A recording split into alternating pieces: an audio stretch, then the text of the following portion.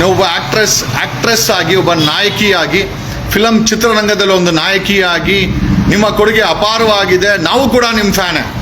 But ಪ್ರಶ್ನೆ ಏನಪ್ಪ ಅಂತಂದ್ರೆ, ಇದೇ ರಮ್ಯಾ ಅವರು ಒಂದು ಹೆಣ್ಮಗಳಾಗಿ, ಒಂದು ಚಿತ್ರ ನಟಿಯಾಗಿ, ರಾಷ್ಟ್ರೀಯ ಕಾಂಗ್ರೆಸ್ ನಾಯಕಿಯಾಗಿ ಕರ್ನಾಟಕಕ್ಕೆ ನಿಮ್ಮ ಕೊಡುಗೆ ಏನು ಮೇಡಮ್? ನಮಸ್ಕಾರ ಕರ್ನಾಟಕ. ಬಡವ್ರ ಮಕ್ಕಳನ್ನ ಬದುಕಕ್ಕೆ ಬಿಡಿ, ಬಡವ್ರ ಮಕ್ಕಳನ್ನ ರಕ್ಷಣೆ ಮಾಡ್ತೀವಂತ ಬಂದು ಸಮಾಜವನ್ನು ಈ ರೀತಿ ಅಲ್ಲೋಲ ಕಲ್ಲೋಲ ಮಾಡಿಟ್ಟಿದ್ದೀರಲ್ಲ. ಸಾಮಾನ್ಯ ಜನರ ಮಕ್ಕಳು, ಬಡವ್ರ ಮಕ್ಕಳು, MLA MP ಎಲ್ಲ ಒಂದು ಪೋಸ್ಟಲ್ಲಿ ಗುಡ್ಸ್ಕೊಳೋದು ಕೂಡ ತುಂಬ ಕಷ್ಟ ಇದೆ. ನಮಸ್ಕಾರ ಕರ್ನಾಟಕ, ಕಣ ಕಣದಲ್ಲೂ ಕನ್ನಡ. ಬೆಳಗ್ಗೆ ನಾನೊಂದು ಪೋಸ್ಟನ್ನು ಹಾಕಿದ್ದೆ. ಕರ್ನಾಟಕದ ನಟಿ ರಮ್ಯಾ ಮತ್ತೆ ರಾಜಕೀಯಕ್ಕೆ ಪ್ರವೇಶವಂತ. ಸಂತೋಷ, ಬರಲಿ, ನಮಗೆ ಯಾವುದೂ ಸಮಸ್ಯೆ ಇಲ್ಲ. ರಮ್ಯಾ ಮೇಡಮ್ ಅವರು 10 ವರ್ಷಕ್ಕೂ ಹೆಚ್ಚು ಕಾಲ ಕಾಂಗ್ರೆಸ್ಸಿನ ರಾಷ್ಟ್ರೀಯ ಮಟ್ಟದಲ್ಲಿ ಗುರುತಿಸ್ಕೊಂಡಂಥ ಒಂದು ಮಟ್ಟದ ಕರ್ನಾಟಕದ ರಾಷ್ಟ್ರೀಯ ಕಾಂಗ್ರೆಸ್ ನಾಯಕಿ ಅಂದರೆ ತಪ್ಪಾಗಲಾರದು. ಅದಕ್ಕೆ ಮುಂಚೆ ಅವರ ಫಿಲಮ್ ಕಾಂಟ್ರಿಬ್ಯೂಷನ್ಸು ಸಾಕಷ್ಟಿದೆ. So coming straight to point, Ramya ಅವರು ಮತ್ತೆ ರಾಜಕೀಯಕ್ಕೆ ಒಂದು ಬ್ರೇಕ್ ತಗೊಂಡ್ಮೇಲೆ ರಾಜಕೀಯಕ್ಕೆ ಬನ್ನಿ. ನಾವೇನು ಬೇಡ ಅಂತೇಳಲ್ಲ, ಕರ್ನಾಟಕ ವಿಶಾಲವಾಗಿದೆ, ಯಾರು ಬೇಕಾದ್ರೂ ರಾಜಕೀಯಕ್ಕೆ ಬರ್ಬೋದು. ಬಟ್ ಆದರೆ ನಿಮ್ಮ 10 ವರ್ಷಗಳ ರಾಜಕೀಯ ಸ್ಥಾನಮಾನಗಳಲ್ಲಿ ಕರ್ನಾಟಕಕ್ಕೆ ರಮ್ಯಾ ಅವರ ಕೊಡುಗೆ ಏನು ಅಂತ ನಾವು ಕೇಳಲೇಬೇಕಾದಂಥ ಪರಿಸ್ಥಿತಿ ಇದೆ.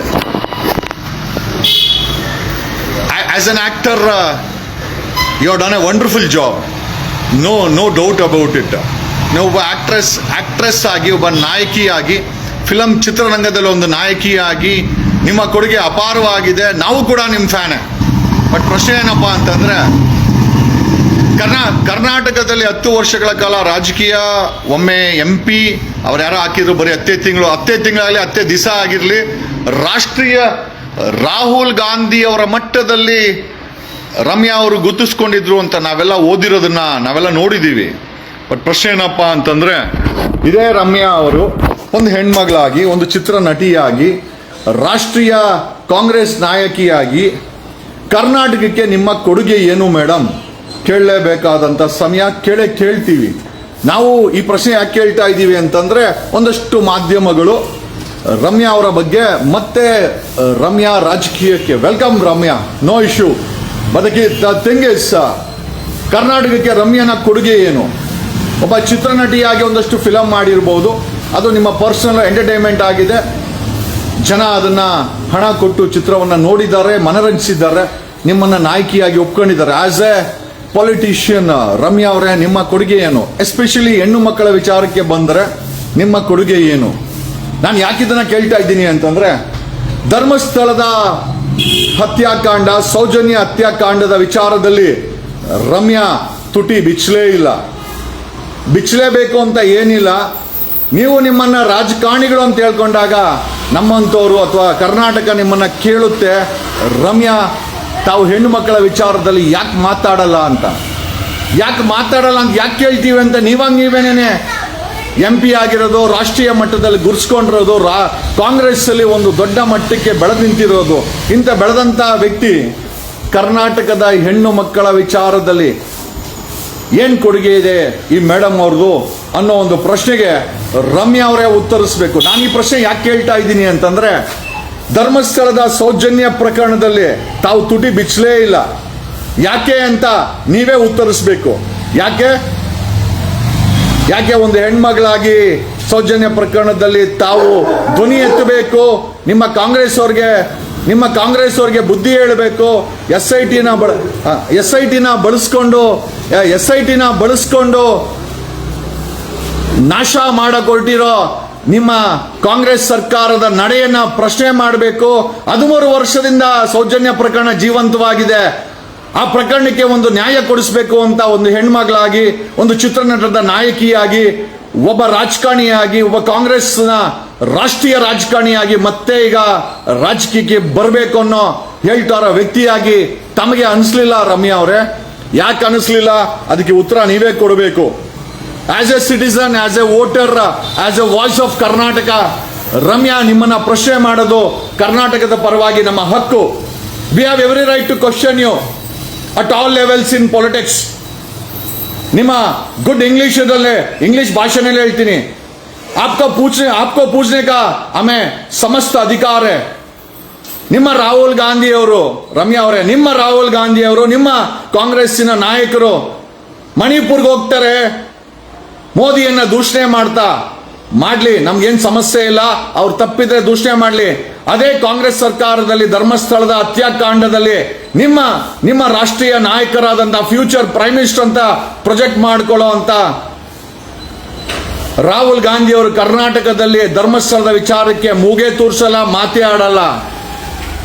ಯಾವ ನಾಲಿಗೆ ರಾಹುಲ್ ಗಾಂಧಿ ಅವ್ರದ್ದು ಮಣಿಪುರದ ವಿಚಾರದಲ್ಲಿ ಕಣ್ಣೀರಾಗ್ತೋ, ಭಾರತಕ್ಕೆ ಮಣಿಪುರದಲ್ಲಿ ಮೋದಿ ಹೋಗಿಲ್ಲ ಅಂತ ಹೇಳ್ತೋ, ಅದೇ ರಾಹುಲ್ ಗಾಂಧಿ ಕರ್ನಾಟಕದ ವಿಚಾರದಲ್ಲಿ, ಧರ್ಮಸ್ಥಳದ ವಿಚಾರದಲ್ಲಿ, ಸೌಜನ್ಯ ಪ್ರಕರಣದಲ್ಲಿ, SIT ವಿಚಾರದಲ್ಲಿ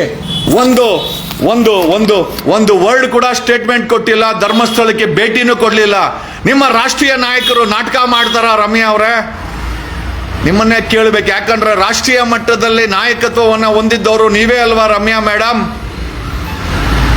Karnataka wants to know. Congress SIT ಮಾಡಿ ನಮಗೆಲ್ಲ ಏನು ಕಣ್ಣಿಗೆ ಬೆಣ್ಣೆ ಆಗ್ತಾ ಇದೆಯಾ? ಅದಕ್ಕೂ ಉತ್ತರ ನೀವೇ ಕೊಡಬೇಕು. ಸೌಜನ್ಯ ಒಂದು ಹೆಣ್ಮಗಳಲ್ವಾ? ಧರ್ಮಸ್ಥಳದಲ್ಲಿ ಹತ್ಯೆ ಆದವರು ಹೆಣ್ಮಕ್ಳಲ್ವಾ?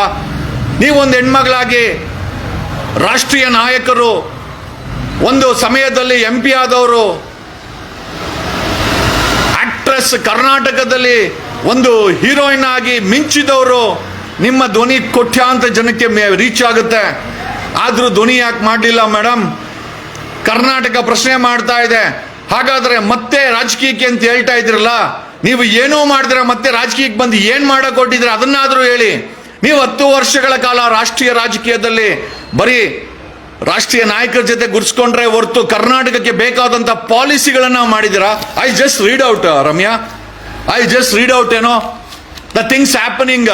ಹೆಣ್ಮಕ್ಕಳ ವಿಚಾರದಲ್ಲಿ, ಮಕ್ಕಳ ವಿಚಾರದಲ್ಲಿ ಕರ್ನಾಟಕದಲ್ಲಿ ಏನಾಗ್ತಾ ಇದೆ ಅಂತ ನಿಮ್ಮ ನ್ಯಾಷನಲ್ ಕ್ರೈಮ್ ರೆಕಾರ್ಡ್ ಬ್ಯೂರೋದ ರೆಕಾರ್ಡ್ ತೆಗೆದೊಮ್ಮೆ ನೋಡಿ. 2018ರಿಂದ 2022 6160 ಪೋಸ್ಕೋ ಕೇಸ್ಗಳು, ಮಕ್ಕಳ ಮೇಲೆ ಅತ್ಯಾಚಾರ, ವಿವಿಧ ಅಟ್ರಾಸಿಟೀಸ್ ರಿಜಿಸ್ಟರ್ ಆಗಿದೆ. ನಿಮ್ ವಾಯ್ಸ್ ಕೊಡ್ಬೋದಾಗಿತ್ತು. 6160 ಮಕ್ಕಳ ಮೇಲೆ ಅತ್ಯಾಚಾರ ಪ್ರಕರಣಗಳು ರಿಜಿಸ್ಟರ್ ಆಗಿದೆ. ಮಿಸ್ ರಮ್ಯಾ, ಕುಮಾರಿ ರಮ್ಯಾ 2018ರಿಂದ 2022 ತಮ್ಮ ಧ್ವನಿ ಕರ್ನಾಟಕದ ಹೆಣ್ಣು ಮಕ್ಕಳಿಗೆ ಒಂದಿಷ್ಟು ಎತ್ತಬಹುದಾಗಿತ್ತಲ್ವಾ ತಾಯಿ? ಯಾಕೆ ಎತ್ತಲಿಲ್ಲ ಅಂತ ಕೇಳಬಹುದಾ? ನಾವು ಕೇಳ್ತೀವಿ. We have every right to question you. 2018ರಿಂದ 2022 6160 ಪೋಸ್ಕೋ ಕೇಸ್ಗಳು ರಿಜಿಸ್ಟರ್ ಆಗಿದೆ ಮಕ್ಕಳ ವಿರುದ್ಧವಾಗಿ. ತಾವೊಬ್ಬ MP ಆಗಿ 10 ವರ್ಷದ ರಾಷ್ಟ್ರೀಯ ರಾಜಕಾರಣಿಯಾಗಿ ಕರ್ನಾಟಕಕ್ಕೆ ಏನ್ ಕೊಡುಗೆ ಕೊಟ್ಟಿದ್ದಾರಾ ರಮ್ಯಾ ಅವರೇ? ಇದು ಹೆಣ್ಣು ಮಕ್ಕಳ ವಿಚಾರ, ಆದ್ರಿಂದ ನಿಮ್ಮಿಂದ ಎಕ್ಸ್ಪೆಕ್ಟೇಷನ್ ಇದ್ದೇ ಇರುತ್ತೆ. ಮತ್ತೆ ರಾಜಕೀಯಕ್ಕೆ ರಮ್ಯಾ, ಫೈನ್. ಈ ಸಮಸ್ಯೆಗಳ ಬಗ್ಗೆ ನಿಮ್ಮ ಉತ್ತರ ಏನು? 2022ರಲ್ಲಿ 3209 ಪೋಸ್ಕೋ ಕೇಸಸ್ ಕರ್ನಾಟಕದಲ್ಲಿ ರಿಜಿಸ್ಟರ್ ಆಗಿದೆ. ಅಂದ್ರೆ ಮಕ್ಕಳ ಮೇಲೆ ಅತ್ಯಾಚಾರ, ಮಕ್ಕಳ ಮೇಲೆ ಅಟ್ರಾಸಿಟೀಸ್ ರಿಜಿಸ್ಟರ್ ಆಗಿದೆ. 2023 3878 ಪೋಸ್ಕೋ ಕೇಸಸ್ ಮಕ್ಕಳ ವಿರುದ್ಧ ರಿಜಿಸ್ಟರ್ ಆಗಿದೆ. 2024 ಹೈಯೆಸ್ಟ್ 4064 ಪೋಸ್ಕೋ ಕೇಸಸ್ ಮಕ್ಕಳ ವಿರುದ್ಧ ಕರ್ನಾಟಕದಲ್ಲಿ ರಿಜಿಸ್ಟರ್ ಆಗಿದೆ. 2025 2594 ಪೋಸ್ಕೋ ಕೇಸಸ್ ಮಕ್ಕಳ ವಿರುದ್ಧ ರಿಜಿಸ್ಟರ್ ಆಗಿದೆ. ನಿಮ್ಮ ಸರ್ಕಾರ ಇದೆ, ಏನ್ ಮಾಡ್ತಾ ಇದ್ದೀರಾ ರಮ್ಯಾ ಅವರೇ? ನೀವು ಮತ್ತೆ ರಾಜಕೀಯಕ್ಕೆ welcome back Ramya, but we want, Karnataka wants to know. ನೀವೊಬ್ಬ ಒಂದು ಹೆಣ್ಣು ಮಗಳಾಗಿ, ಕುಮಾರಿ ರಮ್ಯಾ ಆಗಿ, ಒಂದು ಆಕ್ಟ್ರೆಸ್ ಆಗಿ, ರಾಷ್ಟ್ರೀಯ ನಾಯಕರಾಗಿ, MP ಆಗಿ 10 ತಿಂಗಳು ನೀವು ಕರ್ನಾಟಕಕ್ಕೆ ಹೆಣ್ಣು ಮಕ್ಕಳ ವಿಚಾರದಲ್ಲಿ ಆಗಿರ್ಬೋದು, ಬೇಡ ಯಾವುದು ಬೇಡ ನಮ್ಗೆ, ಹೆಣ್ಣು ಮಕ್ಕಳ ವಿಚಾರದಲ್ಲಿ ತಮ್ಮ ಕೊಡುಗೆ ಏನು? ಇದನ್ನ ಪ್ರಿವೆಂಟ್ ಮಾಡೋದ್ರಲ್ಲಿ ನಿಮ್ಮ ಕೊಡುಗೆ ಏನು? ನಿಮ್ಮ ಸರ್ಕಾರ ಇದೆ, ನಿಮ್ಮ ಹಿರಿಯ ನಾಯಕ DK ಶಿವಕುಮಾರ್ ನಾಯಕತ್ವದಲ್ಲಿ ಬೆಂಗಳೂರು ನಡೀತಾ ಇದೆ. ನಿಮ್ಮ ನಿಮ್ಮ ಕೊಡುಗೆ ಬರೀ ಕಾಂಗ್ರೆಸ್ ಕಾರ್ಯಕ್ರಮದಲ್ಲಿ ಭಾಗವಹಿಸದ ಅಥವಾ ನಿಜವಾಗ್ಲೂ ಒಂದು ನಾಯಕಿಯಾಗಿ ಏನಾದರೂ ಮಾಡದ? Do you know Ramya every day 10 POCSO cases are registered in Karnataka. 10 POCSO case ಅಂದ್ರೆ 10 ಮಕ್ಕಳ ಮೇಲೆ ಅತ್ಯಾಚಾರ ಆಗುತ್ತೆ. ತಾವು ನೋಡಿದ್ರೆ ಕಾಂಗ್ರೆಸ್ ಕಾರ್ಯಕ್ರಮದಲ್ಲಿ ಭಿನ್ನವಾಗಿ ಕಾಣಿಸ್ಕೊಂತೀರಾ, ಭಿನ್ನವಾಗಿ ಹೊಟ್ಟೋಗ್ತೀರಾ. ಮತ್ತೆ ರಾಜಕೀಯಕ್ಕೆ ಬರ್ತೀವಿ ಅಂತ ಕೆಲ ಮಾಧ್ಯಮಗಳಲ್ಲಿ ಬರೆಸ್ತೀರಾ. ನಿಮ್ಮ ಮೇಲೆ ಯಾರೋ ಒಂದಷ್ಟು ಪುಡಾರಿಗಳು ಸೋಕಾಲ್ಡ್ ದರ್ಶನ್ ಫ್ಯಾನ್ಸ್ ಅಂದಾಗ ನನಗೊತ್ತಿಲ್ಲ, ಇದ್ದಕ್ಕಿದ್ದಂಗೆ ನೀವು ಆ ವಿಚಾರದಲ್ಲಿ ಯಾಕೆ ಮಾತಾಡಿದ್ವಿ ಅಂತ ಸೆನ್ಸೇಷನ್ ಕ್ರಿಯೇಟ್ ಆದ್ಮೇಲೆ ಒಂದಷ್ಟು ಗಲೀಜು ಕಮೆಂಟ್ಗಳು ಬಂದಾಗ, ನಿಮ್ಮ ಮೇಲೆ ಗಲೀಜ್ ಕಮೆಂಟ್ ಬಂದಾಗ ನಾವು ಕೂಡ ಧ್ವನಿ ಮಾಡಿದ್ದೀವಿ.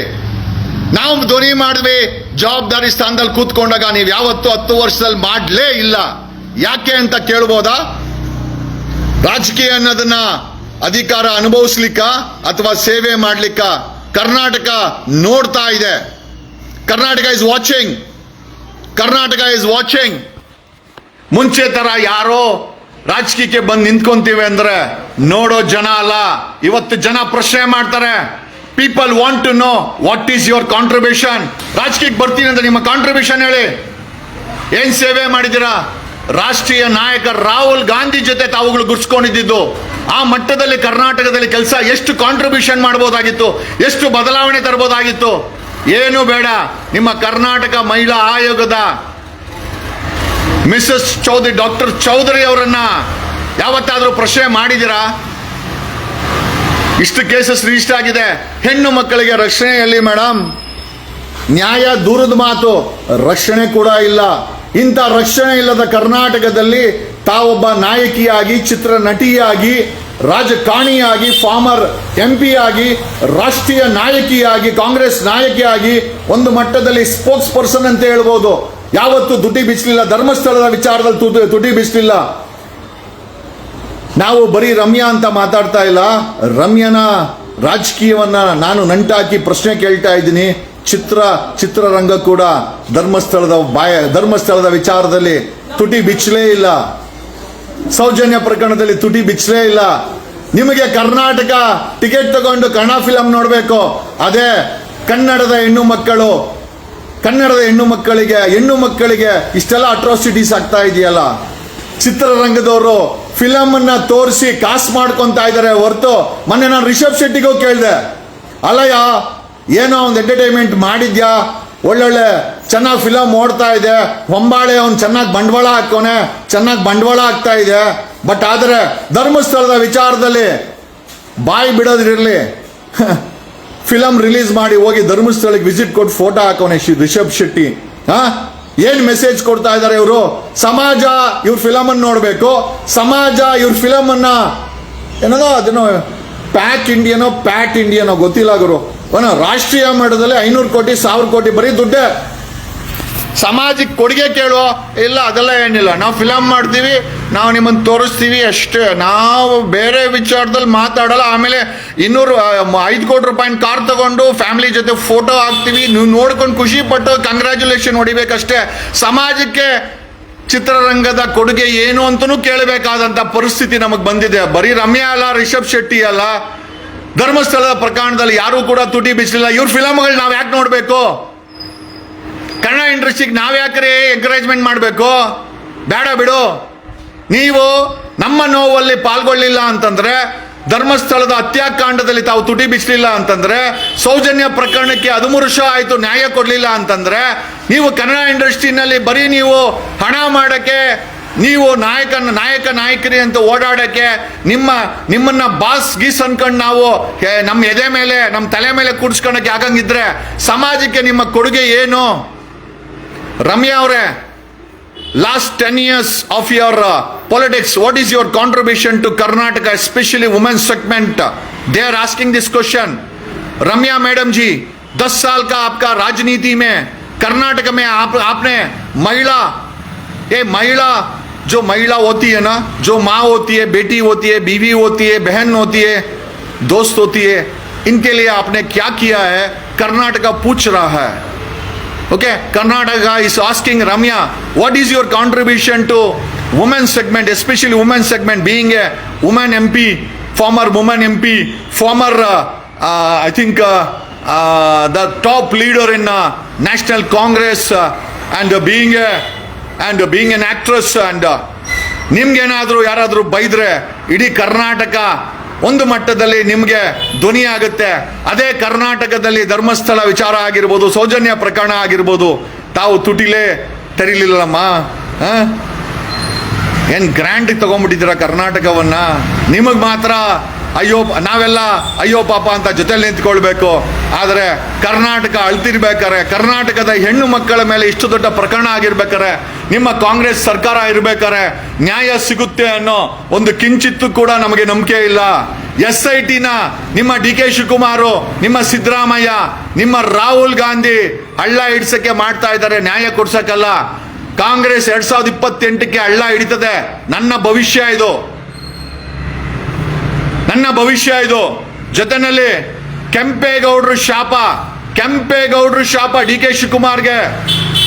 ಬೆಂಗಳೂರಲ್ಲಿ ಕೆಂಪೇಗೌಡರು 1250 ಕೆರೆಗಳು ಮಾಯ ಆಗಿದೆ.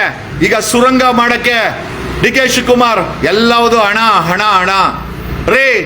ಬೆಂಗಳೂರಿನ ಬಗದ್ ತಿಂದಿದ್ದಾಯ್ತು. ಮೂರು ಪಕ್ಷಗಳು ಕಳೆದ 30 ವರ್ಷದಲ್ಲಿ ಕೇವಲ 2% ಹಸಿರಿದೆ. 70% ಹಸಿರಿದ್ದು ಕೇವಲ 2% ಇದೆ. ಬೆಂಗಳೂರು ತುಂಬಾ ಬರೀ ಗಲೀಜು, ಕೊಳಕು. ಪ್ರತಿ 3ನೇ ಮನೆಯಲ್ಲಿ ಕ್ಯಾನ್ಸರ್ ಇದೆ. Cancer is become A word in ಬೆಂಗಳೂರಲ್ಲಿ ಬರೋರಿಗೆ ಕ್ಯಾನ್ಸರ್ ಕಾಮನ್ ಆಗ್ಬಿಟ್ಟಿದೆ. ಬೆಂಗಳೂರು ಜನ ಬಂದು ಕ್ಯಾನ್ಸರ್ ಅನ್ನ ಫ್ರೀಯಾಗಿ ತಗೊಂಡು ಹೋಗ್ಬೇಕಂತ ಟ್ರೀಟ್ಮೆಂಟು ಸಿಗಲ್ಲ. ಯಾಕೆಂದ್ರೆ ಇವರು ಸರ್ಕಾರದ ಆ ಕಿದ್ವಾಯಿಗೆ ನೆಟ್ಟಿಗೆ ಏನು ಹಣ ಕೊಡಲ್ಲ. ಪ್ರತಿ 3ನೇ ಮನೆಯಲ್ಲಿ ಬೆಂಗಳೂರಲ್ಲಿ ಕ್ಯಾನ್ಸರ್ ಇದೆ ಅಂತ ಮಾಹಿತಿ ಇದೆ. ಇವತ್ತು 1250 ಕೆರೆ, 70,000 ಕೆರೆ ಜಾಗವನ್ನ, ಕೆಂಪೇಗೌಡರು ಕೆರೆ ಜಾಗವನ್ನ 3 ಪಕ್ಷದ ಆಡಳಿತದಲ್ಲಿ 30 ವರ್ಷದಲ್ಲಿ ತಿಂದಾಕಿದ್ದಾರೆ. ಇವಾಗ ಬರೀ ಕೆರೆ ತಿಂದಾಕಿದ್ದೇ ಅಲ್ಲ, ಈಗ DK ಶಿವಕುಮಾರ್ಗೆ ಸುರಂಗ ಮಾಡ್ಬೇಕಂತೆ. DK ಶಿವಕುಮಾರ್ ಇಷ್ಟು ದಿನದ ಶಾಪನೇ ಬೇರೆ. ಕೆಂಪೇಗೌಡರ ಶಾಪದಿಂದ ನೀವು ತಪ್ಪಿಸ್ಕೊಳ್ಳಕ್ಕೆ ಆಗಲ್ಲ. ಕೆಂಪೇಗೌಡರ ಶಾಪ ಖಂಡಿತ ನಿಮ್ಮ ಮೇಲೆ ಬೀಳುತ್ತೆ. ನೀವು ಯಾವ ಸುರಂಗ ಕೈ ಇಟ್ಟಿದ್ರೋ ನಿಜವಾಗ್ಲೂ ಅದು ನಿಮ್ಮನ್ನ, ಆ ಕೆಂಪೇಗೌಡರ ಶಾಪ ನಿಮ್ಮನ್ನ ಸುಮ್ಮನೆ ಅಂತೂ ಬಿಡಲ್ಲ. 30 ವರ್ಷದಲ್ಲಿ 70,000 ಕೆರೆ ಜಾಗವನ್ನ ಗುಳುಂ ಮಾಡಿದ ವಿವಿಧ ಪಕ್ಷದ ರಾಜಕಾರಣಿಗಳಿಗೆ ನಾಚಿಕೆ, ಮಾನ, ಮರ್ಯಾದೆ ಏನು ಇಲ್ವಾ? GST ಕಡಿಮೆ ಮಾಡಿದ್ದಕ್ಕೆ 2.5 ಲಕ್ಷ ವೆಹಿಕಲ್ ರಿಜಿಸ್ಟರ್ ಆಗಿದೆ. ರಸ್ತೆ ಇಲ್ರಿ ಇದೆ. 1.2 ಕೋಟಿ 1.2 ಕೋಟಿ ವೆಹಿಕಲ್ಸ್ ಇದೆ. ಎಲ್ಲ ವೆಹಿಕಲ್ ಬೀದಿನಲ್ಲೇ ಬಿದ್ದಿರ್ತದೆ.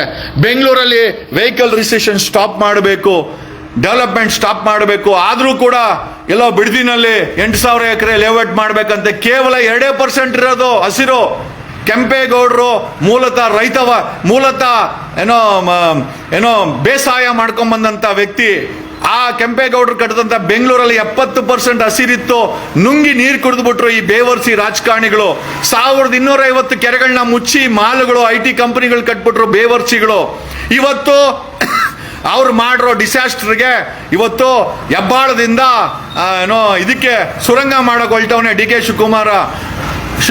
ಶಿವಕುಮಾರ್. ನಿನಗೆ ಕೆಂಪೇಗೌಡರು ಶಾಪ ತಟ್ಟುತ್ತೆ. ಏನ್ ಬಿಡ್ತೋ ಇಲ್ಲ ಗೊತ್ತಿಲ್ಲ. ಕೆಂಪೇಗೌಡರು ದೈವತವಾದಿಗಳು, ದೇವರನ್ನ ನಂಬಿದವರು.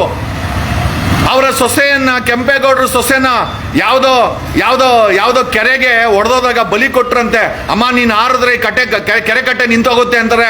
ಆ ಅಮ್ಮ ಖುಷಿಯಿಂದ ಆ ಕೆರೆಗೆ ಆರಿ ಜೀವವನ್ನು ಕೊಟ್ಟಂತವ್ರು ಕೆಂಪೇಗೌಡರ ಫ್ಯಾಮಿಲಿ. ಆ ಕೆಂಪೇಗೌಡರು ಕಟ್ಟಿದ ಬೆಂಗಳೂರನ್ನ ನಾಶ ಮಾಡಕ್ಕೆ ರಾಜಕಾರಣಿಗಳು ಬಂದಿದ್ದೀರಾ. ಆಮೇಲೆ ನಿನ್ನ ಕೈಗೆ ಸಿಕ್ಕಿದೆ.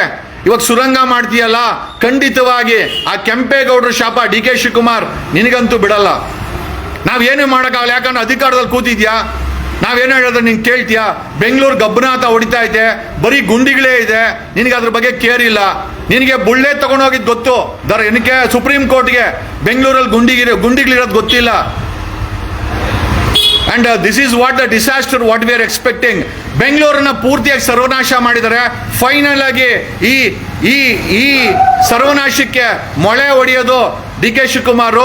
ಆದ್ರೆ ಒಂದಂತೂ ನಿಜ, ಇದು ಕೆಂಪೇಗೌಡರು, ನಾಡಪ್ರಭು ಕೆಂಪೇಗೌಡರಿಗೂ ನಾನಿರೋ ಕೊಡಗೇಳಿಗೂ ತುಂಬಾ ಹತ್ತಿರವಾದಂಥ ಸಂಬಂಧ ಇದೆ. ಕೆಂಪೇಗೌಡರು was not only a raja, is an architect of Bengaluru. ಆ ಬೆಂಗಳೂರನ್ನ ಅವ್ರು ಎಷ್ಟು ಚೆನ್ನಾಗಿ ಕಟ್ಟಿದ್ರು. ಈ ಭ್ರಷ್ಟ ರಾಜಕಾರಣಿಗಳು, ಭ್ರಷ್ಟ ಅಧಿಕಾರಿಗಳು ಈ ಬೆಂಗಳೂರನ್ನ ಸರ್ವನಾಶ ಮಾಡಿ ಇಟ್ಟಿದ್ದಾರೆ. 1250 ಕೆರೆಗಳನ್ನ ನುಂಗಾಕಿ ಈಗ ಸುರಂಗ ಮಾಡಕ್ಕೆ ಡಿ ಕೆ ಶಿವಕುಮಾರ್ ಹೊರಟವ್ರೆ. ಮಾಡು ಗುರು ಮಾಡು. ಒಂದಂತೂ ನಿಜ, ಕೆಂಪೇಗೌಡರ ಶಾಪದಿಂದ ನೀನಂತೂ ತಪ್ಪಿಸ್ಕೊಳಕ್ಕಾಗಲ್ಲ. ಕೆಂಪೇಗೌಡರು ದೈವತ್ವವಾದಿಗಳು, ದೇವರನ್ನ ನಂಬಿದವರು.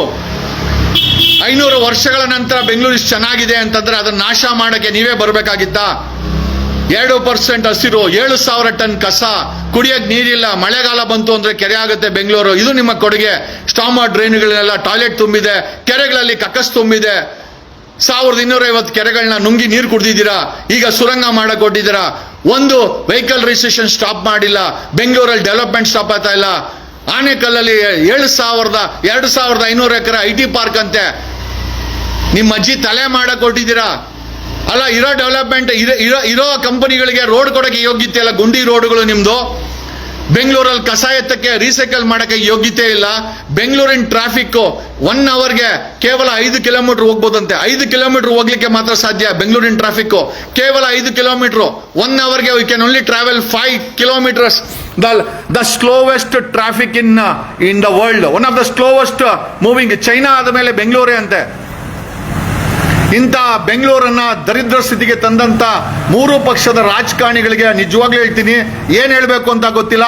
ನಿನ್ನೆ ಲಾಲ್ಬಾಗ್ ಹೋಗಿದ್ದಾನೆ ಡಿ ಕೆ ಶಿವಕುಮಾರ್, ಸುರಂಗ ಇಕ್ತೀನಿ ಅಂತ. ಅಲ್ಲಿ ನನ್ನ ಯಾರೋ ಹೇಳಿದಾರೆ, ಅಲ್ರಿ ಜನರಿಗೆ ಬೇಡದಿದ್ದಂತ ಕೆಲಸನ ಮಾಡಕ್ಕೆ ಹೊರಟಿದ್ದಾನೆ ಡಿ ಕೆ ಶಿವಕುಮಾರ. ನನಗಂತೂ ಗೊತ್ತಿಲ್ಲ ವಾಟ್ ಈಸ್ ಇಸ್ ಕಾಂಟ್ರಿಬ್ಯೂಷನ್ ಅಂತ. ಬೆಂಗಳೂರಲ್ಲಿ ಕಸದ ಸಮಸ್ಯೆ ಬಗೆಹರಿಲಿಲ್ಲ, ಟ್ರಾಫಿಕ್ ಸಮಸ್ಯೆ ಬಗೆಹರಿಲಿಲ್ಲ, ಕುಡಿಯಕ್ಕೆ ನೀರು ಸಿಗಲ್ಲ ಬೇಸಿಗೆ ಬಂದ್ರೆ. ಬೆಂಗಳೂರು ಕೆರೆಗಳು ತುಂಬಾ ಬರೀ ಕೂಡ ಕ್ಲಿಯರ್ ಇಲ್ಲ. ಒಂದು ಸ್ಟ್ರಾಮರ್ ಡ್ರೈನ್ ಇಂಟರ್ ಕನೆಕ್ಟೆಡ್ ಇಲ್ಲ. ಈ ಸ್ಟ್ರಾಮರ್ ಡ್ರೈನ್ ಇರೋ whatever it is there, D K Shivakumar, ನಿಮಗೆ ಕೆಂಪೇಗೌಡರ ಶಾಪದಿಂದ ನೀವು ತಪ್ಪಿಸ್ಕೊಳಕ್ಕಾಗಲ್ಲ. Especially D K Shivakumar. 3 ಪಕ್ಷದವರು ಬೆಂಗಳೂರನ್ನು ನಾಶ ಮಾಡಿದ ಕಾಂಟ್ರಿಬ್ಯೂಷನ್ ಇದೆ. ಇವತ್ತು ಸುರಂಗ ಮಾಡಿ ಬೆಂಗಳೂರನ್ನ ಸರ್ವನಾಶ ಮಾಡಕ್ಕೆ ತಾವು ಹೊರಟಿದ್ದೀರಾ. ನಿಮಗೆ ಕೆಂಪೇಗೌಡರ ಶಾಪ ಖಂಡಿತ ತಟ್ಟುತ್ತೆ. ಏನ್ ತಟ್ಟುತ್ತೋ ಬಿಡುತ್ತೋ ಕೆಂಪೇಗೌಡರ ಶಾಪ ಅಂತ. You forget becoming a CM. ಇವ್ರ ಶಾಪದಿಂದ ನೀವು ಎಸ್ಕೇಪ್ ಆಗಕ್ಕಾಗಲ್ಲ. ನಿಮ್ಮ ದರಿದ್ರ ರಾಜಕೀಯನ ನಾವು ಹತ್ತಿರದಿಂದ ನೋಡ್ತಾ ಇದ್ದೀವಿ. ಬರೀ ದುಡ್ಡು, ಡೆವಲಪ್ಮೆಂಟ್. ಒಂದು 2% ಹಸಿರಿದೆ ಅಲ್ರಿ, ಏನು ಆಕ್ಸಿಜನ್ ಕೊಂಡ್ಕೊಂಬಂದು ಕುಡಿಯೋಣ ಬೆಂಗಳೂರಲ್ಲಿ ಇರೋರ್ಗೆ ಇಲ್ಲಿ ಆಕ್ಸಿಜನ್ ಇಲ್ಲ. ಬರೀ ಡೆವಲಪ್ಮೆಂಟ್. 2,500 ಎಕರೆ ಆನೆಕಲ್ ಹತ್ರ IT ಪಾರ್ಕ್ ಅಂತೆ. ಬರೋ ಜಮೀನುಗಳನ್ನೆಲ್ಲ ಬಿಲ್ಡಿಂಗ್ ಕಟ್ಟಿಬಿಡಿ, ಆಮೇಲೆ ಆಕ್ಸಿಜನ್ ಕೊಂಡ್ಕೊಂಬಂದು ನೀವುಗಳು